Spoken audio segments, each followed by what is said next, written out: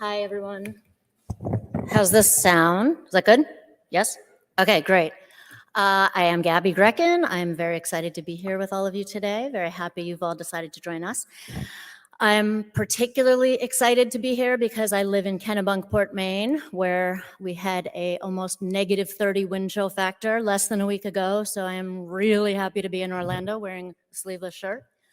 And I'm also happy to see our deck up on the board. So let's dig right in. If I turn and look, I just want to make sure you guys can still hear me. So making DEI part of the plan, that's what we're talking about today.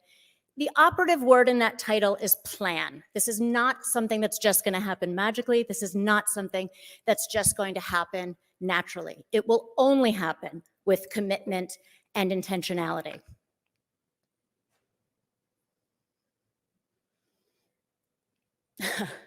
Peggy? You said press the green button. Okay, 2 parts to our presentation today. The first, we'll be looking at the barriers to achieving diverse populations in clinical trials. In the second half, we'll be looking at some of our solutions to overcoming those barriers. So we all know that there is the big green button. Thank you. Thank you. All right, what else can go wrong at this point? We all know that there is a persistent and enduring lack of representation in trials. What are the costs of non-representative trials? Why does it matter? There are severe impacts. Number one, there are scientific limitations. Lack of representation causes scientific limitations with data that fails to incorporate or reflect the populations that will ultimately take those therapeutics and those treatments. Number two, they perpetuate health inequities by preventing access to groundbreaking treatments. The first is a scientific limitation. It's a scientific shortcoming. The second is a moral imperative. That's how we must think about this. BBK recently partnered with a man named Dr. Otis Johnson, who's a leading thinker on issues around diversity in clinical trials. He said some comments that really stayed with me. Most importantly, he said, let's not shy away from calling it what it is. It's dangerous. It's scientifically irresponsible. We risk quality and patients' health when we fail to include diverse populations in our trials. Quote, diversity needs to become part of the definition of clinical trial quality. He is challenging us to set a new standard for what is considered a high quality trial, and he is asserting that without recruiting diverse populations, a study can't be considered high quality. So as has been mentioned in several sessions already, there are multiple variables that we think about when we think about diversity. Race and gender are top of mind for many of us, but it's also important that we think of these other factors and other measures as well. If there's one word to sum up the challenge and the solution for recruiting diverse populations for clinical trials, at BBK, we think of that word as access. And all of our strategic and tactical and technological solutions are designed to increase access. The reality is that the state of diversity in clinical trials is still woefully inadequate, especially in these 2 biggest measures, which are gender and race. So let's dig into those a little bit. Starting with gender. One of the most surprising and somehow not surprising forms of underrepresentation is that still in 2023, we have underrepresentation by gender. How does this play out? Representation by gender is only at about 41 to 43% female in clinical trials today. An interesting fact, and by interesting, I mean outrageous, bewildering, and offensive, is that bias actually begins at the preclinical stage, where over 80% of studies rely exclusively on lab animals that are male. Think about that for a second. The bias is literally baked in at the beginning. As recently as between 1997 and 2001, 8 out of 10 drugs pulled off the market were removed after being found more harmful to women than men. When we don't include representative populations in studies, we have no way of knowing if those drugs are safe and effective for them. Another emerging realization about gender inequity is around pregnancy. The conventional wisdom has always been that it was simply too dangerous and unethical to research pregnant women, to include them in clinical trials. The emerging conventional wisdom, the emerging consensus, is that it is simply too dangerous and unethical not to conduct clinical research on pregnant women. And that's a real paradigm shift. When we look at race, the problem is clearly global in scope. 76% of all global clinical trial participants are white. We know that white people do not represent 76% of the world's population. When we look at a segment of the population like Asians, just 11% of clinical trial participants are Asian, and yet 60% of the world's population lives in Asia.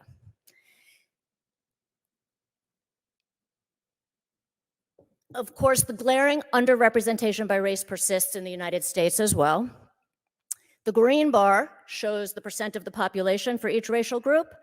The blue bar shows the percent of their participation in clinical trials. Of course, we see the white population overrepresented. We see Black and African Americans, over 13% of the population, just 5% of clinical trial participants.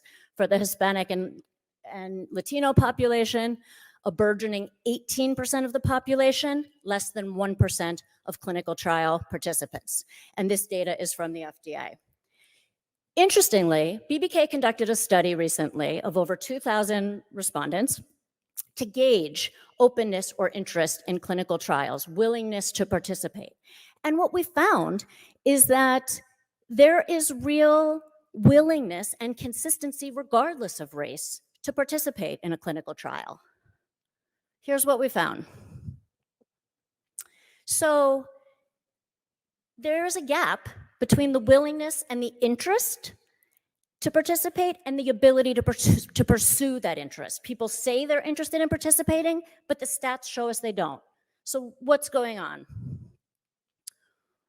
What are the barriers that are limiting or challenging participation?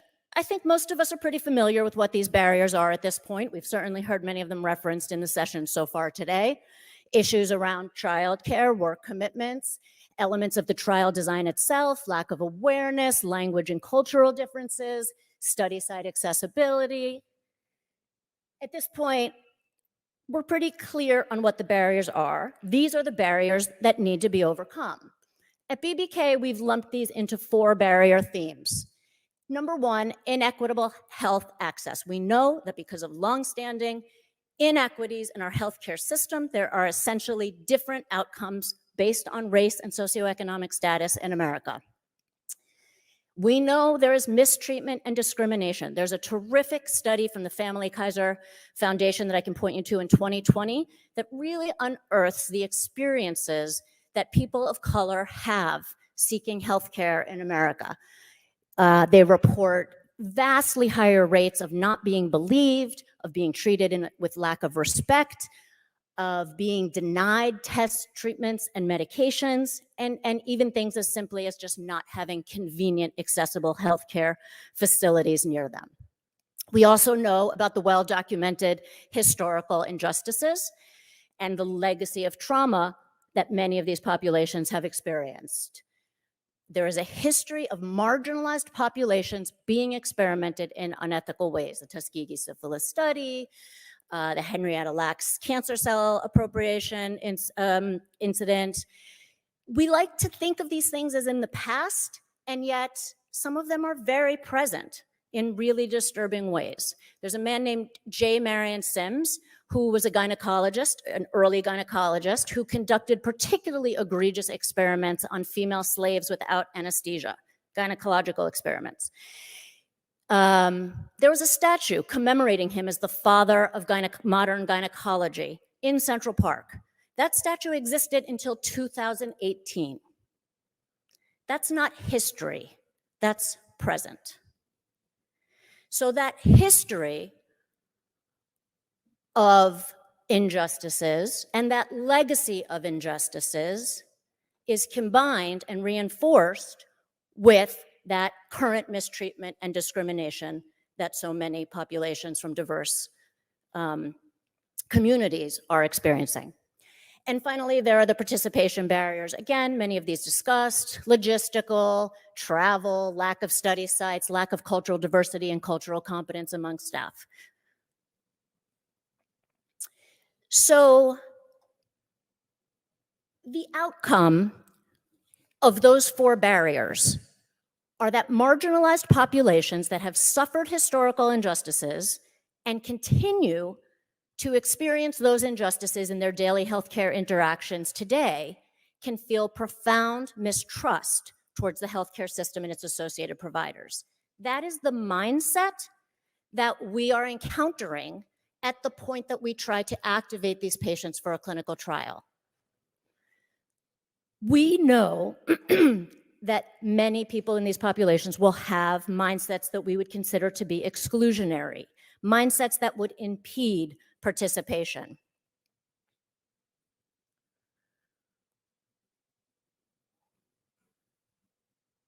We know that we want to move them to a place, to a mindset of inclusion. Mindsets that are essential for the openness to the possibility of participating in a clinical trial, despite historical and current realities. So we want to reframe the experience from a negative one of exclusion to a positive one of inclusion. That's the journey we want to take them on, to move them from that first set of mindsets to the second. That's the role we can play in a proactive way.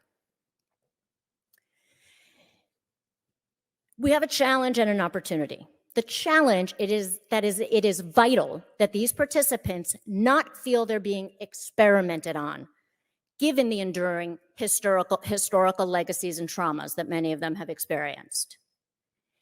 It's also vital to ensure that they don't feel they're being excluded. That's a very delicate balance. We don't want them to feel experimented on. We want them to feel that they are experimenting with us in a way that can ultimately benefit them, their families, and their communities. So how do we reconcile that tension? Now we can shift to the second part and start talking about what some of these solutions are. 3 words that I want you to think about as we pivot to the solutions. We look for approaches that are upfront, intentional, and integrated. And I know you heard some of this in the prior panel as well. This can't be an ad hoc thing. This can't be tacked on. This can't be isolated. This has to be part of your plan with intention upfront. We know from history and experience that diverse populations won't be included otherwise.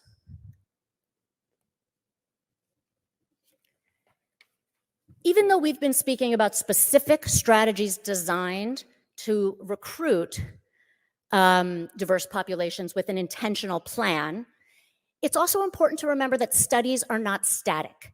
Our DEI plans need to evolve and adapt and course correct as the study evolves. As the study grows, we need to grow. As the landscape changes, we need to change. As health needs change, we have to modify our supports.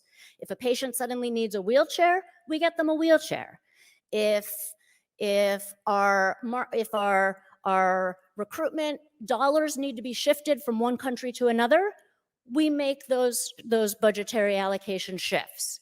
If a site is being overwhelmed with referrals, we get them a study ambassador. That's what it looks like to provide support on a patient-by-patient, site-by-site, and country-by-country basis.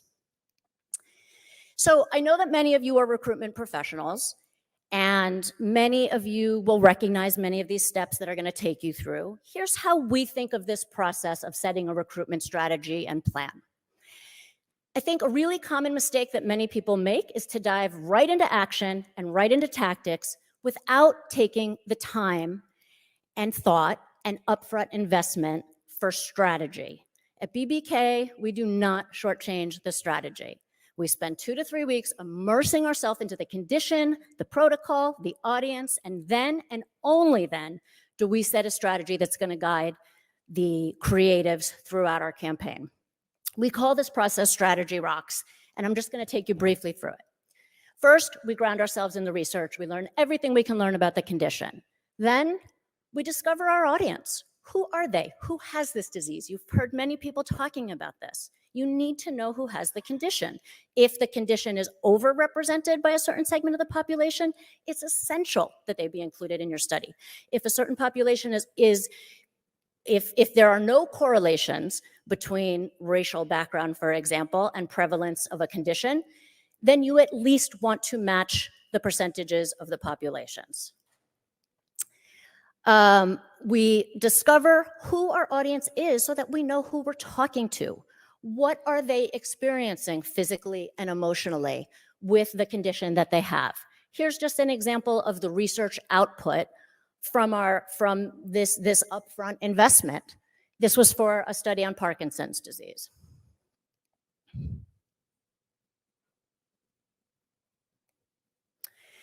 Then we take time to appreciate the patient journey. What are their mindsets, their perspectives, their realities? From the moment of symptom onset to the moment that we connect with them via our outreach, what have they experienced? What have they endured? And we try to unearth the humanity behind the numbers.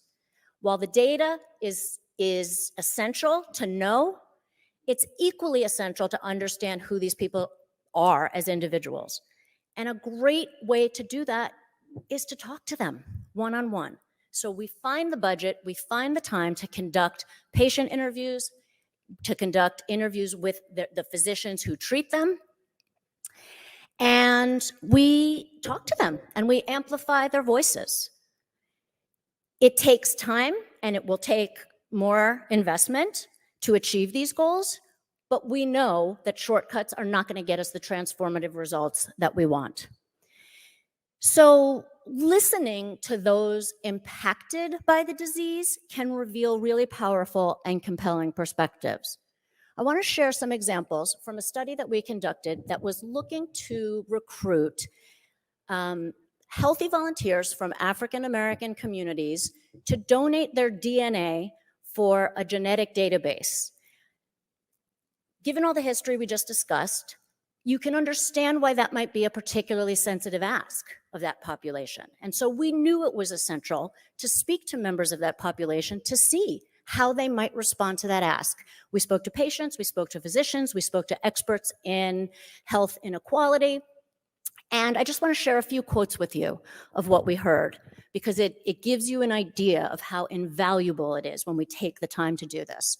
From patients, we heard, what it comes down to is trust. The person who's delivering that information. If you have a connection and you trust that person, you are probably more likely to have positive results.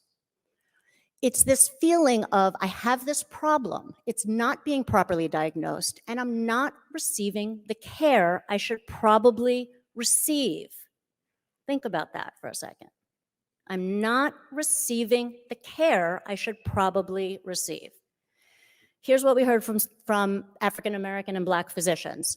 I think there may, and this first quote, they were speaking about their white colleagues around issues of referring to clinical trials. I think there may be a bias built in where the doctor, even if they're aware of the clinical trial, may in their minds say, this patient is going to be resistant without asking. They might just decide on their own, I'm not even going to deliver this information because I don't think that this patient would be open to this idea. The next quote, sometimes being a Black doctor can be a plus, sometimes it can be a minus. It's a plus when someone can connect with me. All the data have shown that people respond better to clinicians who look like them, walk like them, talk like them, sound like them. And if there is one mantra we can remember, it should be that last one. So finally, we evaluate the competitive landscape. What is the larger environment in which this study is operating? No study operates in a vacuum. What are real world events? What's the competition? What are real world events that might impact the state of mind of the people that we're seeking to recruit? And finally, we prioritize the protocol as the product. We cannot identify strategically sound solutions to help patients overcome the barriers they face if we don't thoroughly understand the study that they're about to endure. We need to understand the condition they have. We need to understand the treatments they will endure, the number of visits, the study design. We need to know if there's 30 visits in a study and travel is particularly onerous for this patient population, we need a plan for that. If there are 30 visits and they're going to be expected to lay out money for each of these visits on travel days, we need to have a plan for that. If it's a pediatric study and they're going to be having 3-hour lengthy infusions 9 times, we will provide iPads with kids' games and kids' movies on them.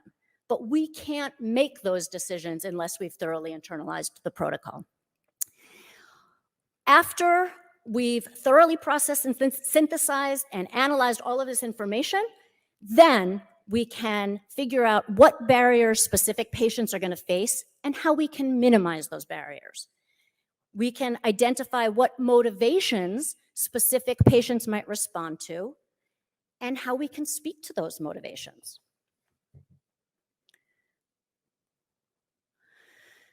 Once we have our creative strategy, then we can look at the bigger picture. One of the biggest misconceptions in our industry is that recruitment comes first and is followed by engagement and retention, or that they're even separate things.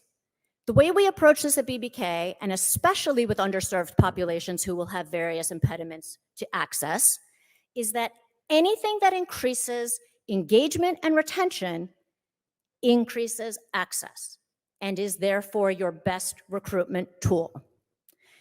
You need a varied multitude of solutions and strategies and services, whether it's meals, we heard talked about a lot, or medication delivery, or language interpretation, or travel, or reimbursement, or telemedicine. We need to find ways to reduce the barriers of participation while making trials more flexible and accessible to people from varying backgrounds and needs. Giving them that assurance up front during the recruitment phase that we know what their concerns are likely to be, that we know what their needs are going to be, that we know what feels overwhelming about participating in this trial, and that we have a plan to meet their needs is the best recruitment strategy we can have. It's also important that we recognize that we need to diversify both our outreach strategies themselves as well as the messages within them. Again, in this study that BBK conducted with 2,000 people, it's clear that we can't have a one-size-fits-all approach. For example, we know that minority groups respond much more effectively to social media than white audiences.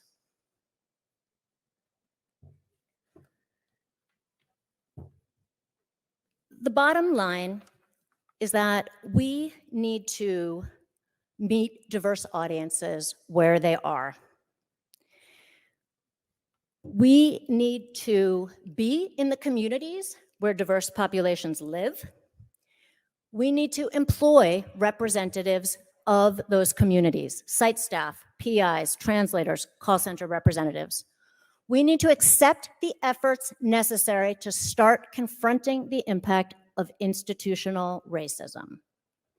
Many of the challenges that we've talked about today, that we're talking about throughout the conference, are systemic in scale and therefore will be beyond our scope. There's some really exciting innovations happening in pharmacies, for example, CVS, Walgreens, Target, doing some really innovative work to try to get at those systemic solutions. There are things we can do. We can't assume the perceived value of trial participation and that it's shared or self-evident. The onus is on us to make that value proposition clear.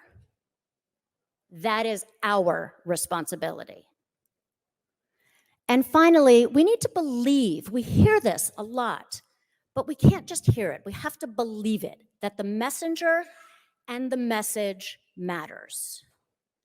Meeting diverse audiences where they are, geographically, culturally, emotionally, psychologically, educationally. We can't expect these audiences to be willing or able to come to us. The message and the messenger matter.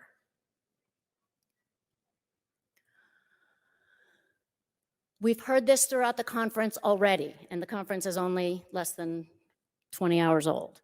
Trust in healthcare is a huge barrier for underserved communities. Rebuilding that trust is essential if we are serious about recruiting these populations for our trials.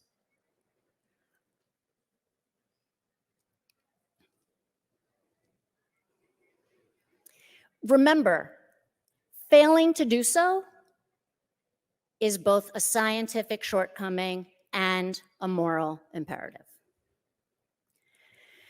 Okay, we've spent a lot of time talking about specific strategies to encourage diverse recruitment. It's really important to remember good strategy is good strategy is good strategy, and we can't abandon the fundamentals when we focus on diverse recruitment. At BBK, we have what we call the 5 truths when it comes to strategy. Number 1, the data. Listen to the data. It can tell you an incredible story if you carve out enough time and space and enough quiet to listen to what it's telling you. Number 2, there's no free lunch. It's one of our favorite expressions at BBK. If you shortchange the research, you're going to shortchange the strategy, and you're going to shortchange your results. Number 3, a well-crafted strategy ensures that the entire study team is aligned, that the entire study team is bought in to your diversity recruitment goals at the outset, so that when it gets challenging down the line, we are all operating from the shared understanding of the strategy we agreed to upfront and invested in upfront. Number 4, an effective strategy works as the North Star. Time and time again, when our internal teams, when our creative team is debating whether to go 5 degrees in this direction or whether to go 5 degrees in that direction, whether to calibrate a little this way or that way, the strategy gives us the answer we need. And finally, the research may not end with the creative strategy. We've talked about this. The study will evolve, and you may have to accept that your research may have to evolve once the study is running as well. So just returning to this opening slide about diversity measures, really important, and I know we heard this from the moderator in the panel that just concluded. It's not about distinct diversity measures in discrete, separate ways. They're all connected. Not all racial minorities are going to have the same needs and interests. Not all women are going to have the same needs and interests. That's why we need a diversity of strategies to recruit a diversity of participants. That's why it's so important that we address the individual. It's the layers of somebody's identity that will fold into what their particular needs and experience will be. If we want to give access to everybody, we need a variety of ways to support that variety of needs. We can't just define people by their diversity identity. It's a holistic understanding of their whole self and their whole identity, without discounting the very real challenges that minority status can bring. Finally, at BBK, we consider the entire study ecosystem that we are inviting patients to join. Ask yourselves, what is the ecosystem you're offering for your trial? What is the ecosystem you are inviting patients into? Is it one that will ensure access or one that will prevent it? That's what we've got. I don't know if we have time for questions. We don't. Sorry for the late start. We are at booth 706. Please come find us. Happy to discuss any of your thoughts or questions that you may have for the presentation. Thank you again for listening, especially right before lunch. Have a great lunch, everybody. Looking forward to speaking with you and hopefully meeting you.